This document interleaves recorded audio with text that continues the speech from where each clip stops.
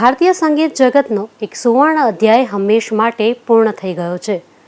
આશા ભોસલે આ માત્ર એક નામ નથી, પરંતુ એક એવો જાદુઈ અવાજ છે કે જેણે 7 દાયકાથી વધુ સમય સુધી પેઢીઓ અને સરહદોને પાર કરી દરેકના દિલ પર રાજ કર્યું છે. 92 વર્ષની વયે દુનિયાને અલવિદા કહેનાર આશાતાઈની સફર કોઈ ફિલ્મી પટકથાથી ઓછી નથી. એક એવો અવાજ કે જેના પાછળ સંઘર્ષ, ત્યાગ અને અનેક કૌટુંબિક આઘાતોની કહાની છુપાયેલી હતી. આજે જ્યારે આ સુરીલો અવાજ શાંત થઈ ગયો છે, ત્યારે આવો જાણીએ આશાતાઈના જીવનની અનોખી અને પ્રેરણાદાયક સફર. 1933માં મહારાષ્ટ્રના સાંગલીમાં જન્મેલા આશા ભોસલે પ્રખ્યાત શાસ્ત્રીય ગાયક દીનાનાથ મંગેશકરની દીકરી હતા. ઘરમાં બાળપણથી જ સંગીતનું સંસ્કારભર્યું વાતાવરણ હતું, જ્યાં રિયાઝ, સુર અને તાલ રોજિંદી જિંદગીનો ભાગ હતા. પરંતુ જ્યારે આશાતાઈ માત્ર 9 વર્ષના હતા, ત્યારે તેમના પિતાનું અવસાન થયું અને સાથે જ પરિવાર પર આર્થિક સંકટ તૂટી પડ્યું.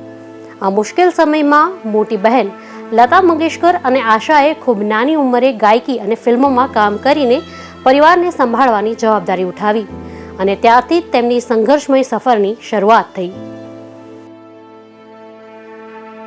આજે જે અવાજ દુનિયાભરમાં ગુંજે છે, એ જ અવાજને એક સમયે સ્ટુડિયોમાંથી નકારી દેવામાં આવ્યો હતો. શરૂઆતના દિવસોમાં તેમણે સીધું જ કહી દેવામાં આવ્યું હતું કે તેમનો અવાજ યોગ્ય નથી. એવો અવાજ કે જે આગળ જઈને કરોડો લોકોના દિલમાં વસવાનો હતો. પરંતુ આ અસ્વીકૃતિ પણ આશાતાઈને મજબૂત ઈરાદાઓને ડગમગાવી શકી નહીં, પરંતુ તેમની અંદર વધુ સારી ગાયકી કરવાનો ઉમળકો જાગ્યો હતો. આ જ સંઘર્ષ અને આત્મવિશ્વાસે તેમને આગળ વધાર્યા અને એક દિવસ એ જ અવાજ તેમની ઓળખ બની ગયો. આશાતાઈના જીવનમાં વ્યક્તિગત સંઘર્ષ પણ એટલા જ ઊંડા રહ્યા. માત્ર 16 વર્ષની ઉંમરે તેમણે પરિવારની ઈચ્છા વિરુદ્ધ જઈ લગ્ન કરવાનો મોટો નિર્ણય લીધો. આ પગલાથી તેમની બહેન લતા મંગેશકર સાથે પણ તેમનો વિવાદ લાંબા સમય સુધી ચાલ્યો. પરિવારથી અંતર અને વ્યક્તિગત મુશ્કેલીઓ વચ્ચે પણ આશાતાઈએ પોતાનો માર્ગ છોડ્યો નહીં. આ બધા અનુભવોએ તેમને વધુ મજબૂત બનાવ્યા અને તેમની ગાયકીમાં એ જ ભાવનાનો અહેસાસ જોવા મળ્યો. 50 અને 60ના દાયકામાં બોલિવૂડમાં લતા મંગેશકર, શમશાદ બેગમ અને ગીતા દત્તનું પ્રભુત્વ જોવા મળ્યું. શમશાદ બેગમ તેમના ખણખણતા અવાજ માટે અને ગીતા દત્ત તેમના દર્દભર્યા અને વેસ્ટર્ન અંદાજવાળા ગીતો માટે જાણીતા હતા. જ્યારે ગીતા દત્ત તેમની અંગત જીવનની મુશ્કેલીઓના કારણે રેકોર્ડિંગથી દૂર થવા લાગ્યા, ત્યારે ઓપી નૈયર અને એસ.ડી. બર્મન જેવા સંગીતકારોએ આશા ભોસલે તરફ ધ્યાન આપ્યું. 1950ના દાયકામાં નૈયરે આશાના અવાજની ખણખણાટને ઓળખી. 1954માં ફિલ્મ મંગુથી શરૂ થયેલો તેમનો સાથ સીઆઈડી અને નયા દોર સુધી આવતા બ્લોકબસ્ટર સાબિત થયો. નયા દોરના ગીતો માંગ કે સાથ તુમ્હારા અને ઉડે જબ જબ જુલ્ફે તેરીએ તેમને મેઇન સ્ટ્રીમના ટોપ સિંગરમાં સામેલ કર્યા. 1960 અને 70ના દાયકામાં સંગીતકાર આર.ડી. બર્મન સાથે તેમની જોડીએ સંગીતની વ્યાખ્યા બદલી કાઢી. પંચમદાએ આશા પાસે દમ મારો દમ, હરે રામા હરે કૃષ્ણ અને પિયા તું અબ તો આજા જેવા વેસ્ટર્ન અને જ્યાઝ સ્ટાઇલના ગીતો ગવડાયા, જેમણે આશાને ક્વીન ઓફ ઇન્ડી પોપ બનાવી. હજારો ગીતો, અનેક ભાષાઓ અને દાયકાઓ સુધી ચાલતી લોકપ્રિયતા. આશા ભોસલે માત્ર ગીતો નથી ગાયા, પરંતુ સંગીતને જીવ્યા છે. તેમને રાષ્ટ્રીય પુરસ્કારોથી લઈ ભારત સરકારના પદ્મ વિભૂષણ સુધી અનેક સન્માન મળ્યા અને સૌથી વધુ ગીતો રેકોર્ડ કરનાર ગાયિકા તરીકે ગિનિસ બુકમાં પણ તેમનું નામ નોંધાયું.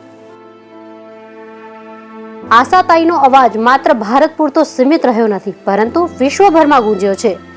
આંતરરાષ્ટ્રીય મંચ પર પણ તેમણે પોતાની આગવી ઓળખ બનાવી અને અંતિમ દિવસો સુધી સંગીત સાથે જોડાયેલા રહ્યા. આશા ભોસલેનો અવાજ માત્ર બોલિવૂડ પૂરતો સીમિત નહોતો, પરંતુ આંતરરાષ્ટ્રીય સંગીત જગતમાં પણ તેમનું એટલું જ સન્માન હતું. માર્ચ 2026માં રિલીઝ થયેલા પ્રખ્યાત બ્રિટિશ વર્ચ્યુઅલ એન્ડ ગોરિલાઝના 9મા આલ્બમ ધ માઉન્ટેનમાં તેમનું ગીત શામેલ હતું. ધ શેડો લાઇટ નામના આ ટ્રેકને હવે તેમની શાનદાર કારકિર્દીના છેલ્લા અધ્યાય તરીકે જોવામાં આવી રહ્યો છે. આમાં તેમણે બ્રિટિશ કલાકાર ગ્રફ રાઇસ અને શરોદ ઉસ્તાદ અમન અયાન અલી બંગસ સાથે કામ કર્યું હતું. સુર હવે થંભી ગયા છે, પરંતુ સંગીત હજી પણ જીવંત છે. આશાતાઈના અવાજની એ મીઠી ગૂંજ દરેક ભારતીયના હૃદયમાં હંમેશા રહેશે. હજારો ગીતો દ્વારા જેમણે જીવનને સુરીલું બનાવ્યું, એ જ અવાજ આજે યાદોના આકાશમાં અમર બની ગયો છે.